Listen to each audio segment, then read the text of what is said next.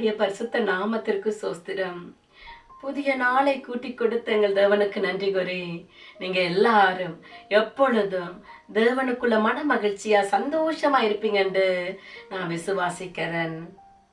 ஆண்டவர் இன்றைக்கு ஒரு வேத வார்த்தையின் ஊடாக பேசு அப்படின்னு அவர் சொல்றாரு.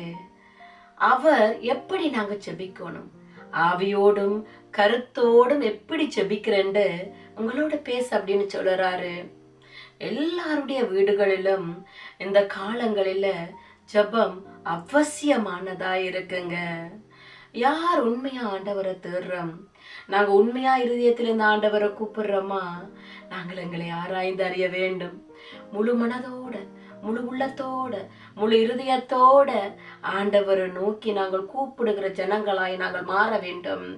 அப்படியாக நாங்கள் ஜெபிக்கிற ஜெபங்களையே ஆண்டவர் அதை உற்று நோக்கி கவனித்து அதற்கு பதில் தருகிறவராய் இருக்கிறது.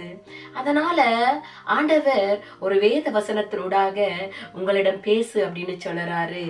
யோவான் 4:23 உண்மையாய் தொழுது கொள்ளுகிறவர்கள் பிதாவை ஆவியோடும் உண்மையோடும் தொழுது கொள்ளுகிற காலம் வரும், இது இப்பொழுதே வந்திருக்கிறது. தம்மை தொழுது கொள்ளுகிறவர்கள் இப்படிப்பட்டவர்களாய் இருக்கும்படி பிதாவானவர் விரும்புகிறார். என் அன்பானவர்களே, இந்த காலகட்டங்களில நாங்கள் உண்மையாய் ஆண்டவரை தேடுகிறவர்களாய் இருக்க வேண்டும். இனி காலம் செல்லாது, அது இப்பொழுதே வந்திருக்கிறது. தம்மை உண்மையாய் தொழுது கொள்ளுகிற ஜனங்கள் இப்படிப்பட்டவர்களாய் இருக்கும்படி பிதாவானவர் எங்களை தெரிந்து கொண்டிருக்கிறார். நாங்கள் அவருக்கு பிரியமானவர்களாய் இருக்க வேண்டும். நாங்கள் அவருக்கு பிரியமானவர்களாய் மாற வேண்டும்.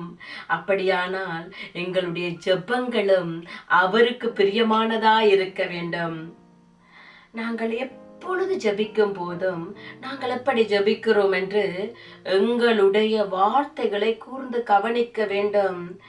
ஏனோ தானோ என்றெல்லாம் ஜெபிக்க கூடாது. வாயில வந்ததையெல்லாம் சொல்லி ஜெபிக்க கூடாது. அப்படி இருக்கக்கூடாதுங்க. ஆவியோடும் கருத்தோடும் ஜெபிக்கணும். அநேக நேரங்களில ஒரே மாதிரியான ஜெபத்தை தொடர்ந்து அந்த மனப்பாடமாக்கிட்டு சொல்லிக்கொண்டே இருப்பாங்க. அது தவறில்ல, ஆனா அதை உணர்ந்து ஜெபிக்கிறவர்களா இருக்க வேண்டும். விசேஷமாக நாங்க என் ஆத்துமாவே கர்த்தரை சோஸ்தரி ஜெபத்தை நாங்க எடுப்போம். அந்த ஜெபம் எப்படிப்பட்ட ஜெபம் நினைச்சு பாருங்க. ரொம்ப ரொம்ப விசேஷமான ஜெபம். யோசிச்சு பாருங்க.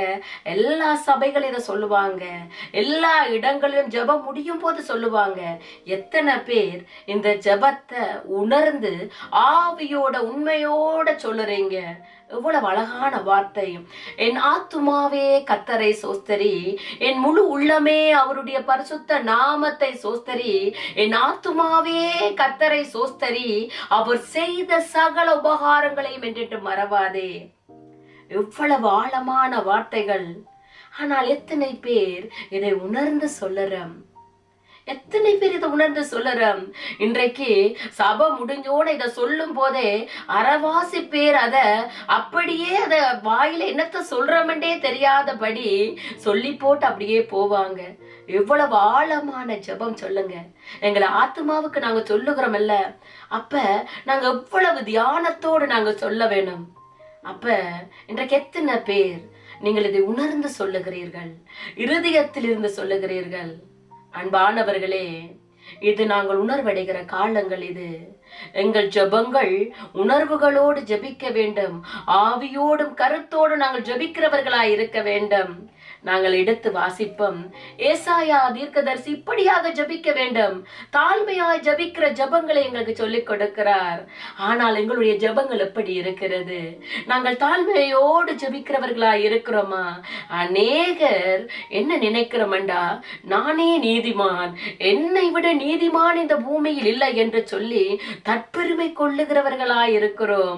எங்களுடைய ஜெபங்கள் அப்படிப்பட்டதாயும் இருக்கிறது. அன்பானவர்களே, அன்பானவர் தாழ்மையானவர்கள் ஜெபத்தை மிகவும் விரும்புகிறார். அதனால் நாங்கள் யார்? நாங்கள் தாழ்மை உள்ளவர்களாய் இருக்க வேண்டும். தேவனுக்குள்ளே நாங்கள் தாழ்மையோடு ஜெபிக்கிறவர்களாய் இருக்க வேண்டும். நாங்கள் எடுத்து வாசிப்போம். ஏசாயா 64 அதிகாரம் 5-8 வரை வாசிப்போம். மகிழ்ச்சியாய் நீதியை செய்கிறவர்களையும் உம்முடைய வழிகளில் உம்மை நினைக்கிறவர்களையும் சந்திக்கிறீர். நாங்களோ அவைகளுக்கு விரோதமாக எப்பொழுதும் பாவம் செய்தபடியினாலே தேவரீர் கடுங்கோபம் கொண்டீர். இன்னமும் தப்பி இருக்கிறோம். நாங்கள் அனைவரும் தீட்டானவர்கள் போல இருக்கிறோம். எங்களுடைய நீதிகள் எல்லாம் அழுக்கான கந்தையை போல் இருக்கிறது. நாங்கள் அனைவரும் இலைகளை போல உதிருகிறோம். எங்கள் அக்கிரமங்கள் காற்றை போல் எங்களை அடித்து கொண்டு போகிறது. உமது நாமத்தை நோக்கி கூப்பிடுகிறவனும் உம்மை பற்றி கொள்ளும்படிக்கு விழித்து கொள்ளுகிறவனும் இல்லை. தேவரீர் உம்முடைய முகத்தை எங்களை விட்டு மறைத்து எங்கள் அக்கிரமங்களின் நிமித்தம் எங்களை கரைய பண்ணுகிறீர். இப்பொழுது கர்த்தாவே, நீர் எங்களுடைய பிதா, நாங்கள் களிமண். நீர் எங்களை உருவாக்குகிறவர். நாங்கள் அனைவரும் உமது கரத்தின் கிரிகை. என் அன்பான சகோதர சகோதரிகளே, நாங்கள் அழுக்கான கந்தைகளாய் இருக்கிறதாம். நாங்கள் அநேக நேரங்களிலே நாங்கள் நீதிமான்கள் என்று நினைத்து கொண்டு நாங்கள் ஜெபிக்கிறவர்களாய் இருக்கிறோம். எங்கள் இருதயத்தை பார்த்து கேட்போம். நாங்கள் ஆண்டவருக்கு பிரியமான இருதயம் உள்ளவர்களாய் இருக்கிறோமா? எங்களுக்கு பாவங்கள் எங்களுக்குள்ள எதுவுமே இல்லையா? நாங்கள் 100% பரிசுத்தவான்களா இருக்கிறோமா? அப்ப நாங்கள் தாழ்மை உள்ளவர்களாய் நாங்கள் இருக்க வேண்டும். தாழ்மையோடு தேவ சமூகத்திலே அனுதினம் எங்களை ஒப்பு கொடுத்து, ஆண்டவரே என் பாவங்களை மன்னியும், என் அக்கிரமங்களை மன்னியும், என் மீறுதல்களை மன்னியும், என்னுடைய ஜெபத்தை கேளும் என்று சொல்லி நாங்க அனுதினம் தேவ சமூகத்தில் அமர்ந்திருந்து எங்களை ஒப்பு கொடுக்கும் போது அவர் எங்களை மறுரூபமாக மாற்றுகிறார். அதனால நாங்க ஆவியோடும் கருத்தோடும் நாங்கள் ஜெபிக்க வேண்டும். ஜெபிக்கும் போது ஆவியானவருக்கு நாங்கள் இடம் கொடுக்க வேண்டும். எங்களை அவர் ஆளுகை செய்ய வேண்டும். அநேக நேரங்களிலே எங்களுக்கு ஜெபிக்க தெரியலண்டா ஆவியானவர்கிட்ட ஒப்பு கொடுங்க. ஆண்டவர்கிட்ட கேளுங்க, ஆண்டவரே நான் எப்படி ஜெபிக்கணும், நீங்க எனக்கு கற்றுக் கொடுங்க. இந்த ஆவியானவருக்கு நீங்க அனுமதி கொடுக்கும் போது அவர் உங்களுடைய இருதயத்துல பேச ஆரம்பிப்பார். மெல்லிய சத்தமாய் உங்கள் இருதயத்திலிருந்து பேசுவார். நீங்கள் எதற்காக ஜெபிக்க வேண்டும், எப்படி ஜெபிக்க வேண்டும் என்று அவர் உங்களுக்கு கற்றுக் கொடுப்பார். நீங்க விசுவாசிச்சீங்கன்னா அவருடைய சத்தத்தை கேட்பீங்க. அவர் உங்களை அசைவாடுவார். அவர் உங்களை ஆளுகை செய்வார். அப்ப இன்றைக்கு நாங்க அவருக்கு இடம் கொடுக்கிறவராய் இருக்க வேண்டும். ஆவியானவருக்கு நாங்கள் இடம் கொடுக்க வேண்டும். நாங்கள் தொடர்ந்து வாசிக்க போறோம். ரோமர் 8 அதிகாரத்துல 26 வாசிக்கும் போது, அந்தபடியே ஆவியானவரும் நமது பலவீனங்களில் நமக்கு உதவி செய்கிறார். நாம் ஏற்றபடி வேண்டிக் கொள்ள வேண்டியது இன்னதென்று அறியாமல் இருக்கிறபடியால் ஆவியானவர் தாமே வாக்கு கடங்காத பெருமூச்சுகளோடு நமக்காக வேண்டுதல் செய்கிறார். எவ்வளவு அருமையான வார்த்தை! நீங்க ஆவியானவருக்கு நீங்க இடம் கொடுக்கும் போது அவர் உங்களை ஆளுகை செய்கிறார். அவருக்கு நீங்க இடம் கொடுக்கும் போது நாங்கள் எப்படி ஜெபிக்க வேண்டும் என்று அவர் கற்றுக் கொடுப்பார். நாளைக்கு எங்களோட வாழ்க்கையில என்ன நடக்க போகுதுன்னு எங்களுக்கு தெரியாது. எங்களோட வாழ்க்கையில என்ன தேவை என்றே அநேக நேரங்கள் எங்களுக்கு தெரியாது. பிறருடைய தேவைகளுக்கு நாங்கள் எப்படி ஜெபிக்க வேண்டும் என்றே எங்களுக்கு தெரியாது. ஆனால் ஆவியோடும் உண்மையோடும் நாங்கள் ஜெபிக்கும் போது ஆவியானவர் எங்களை ஆளுகை செய்து ஆவியோடு அவர் எங்களுக்கு கற்றுக் கொடுக்கிறார். எங்கள் நாவுகள் ஊடாக நாங்கள் எதற்காக ஜெபிக்க வேண்டும், எப்படி ஜெபிக்க வேண்டும் என்று அவர் எங்களுக்கு கற்றுக் கொடுக்கிறார். அதனால் நீங்க மாம்சத்துல ஜெபிக்கிறவர்களா இருக்காதீங்க. ஆவியானவருக்கு இடம் கொடுங்க. ஆவியானவர் உங்கள் ஊடாக அவர் ஜெபிக்கிறவராய் இருக்கிறார். அப்படியானால் ஆவியானவர் தங்கணும் சிஸ்டர். அதற்கு நான் என்ன செய்யணும்? உங்களுடைய ஏதேனும் பாவங்கள் இருக்குமானால் அதை விட்டு வழி விலகுங்கள். கொடுங்கள். ஆவியானவருக்கு உங்கள் இருதயத்தில் இடம் கொடுங்கள்.